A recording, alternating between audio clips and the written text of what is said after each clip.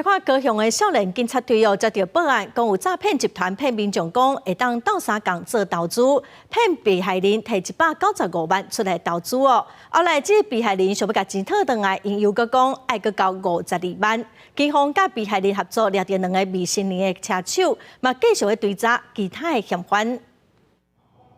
诈骗车手互压伫涂骹压的人煞穿外送人员的衫，其实这是警方假的。高雄警方进前接到一件投资诈骗，甲被害者合作约诈骗集团到超商交30万。警方假做店员甲外送人员，当场掠到2个未成年的车手。逮捕现金还有工作手机、工作证等等这个证物那随即我们就是就又捕另外一名这个接应的共犯黄姓少年这个部分这个2个少年我们都以这个诈欺罪，还有我们这个洗钱防治法。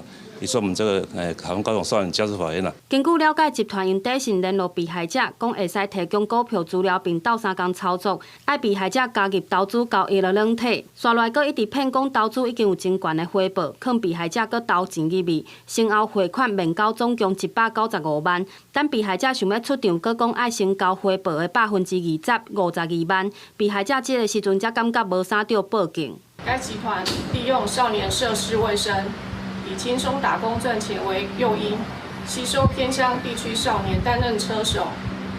本队已掌握相关的涉案成员。警方抓到未成年车手，要带转去警察局。根据了解，集团用钱来吸收未成年，互因一个揪一个加入，会陆续追查集团中心成员甲干部到案。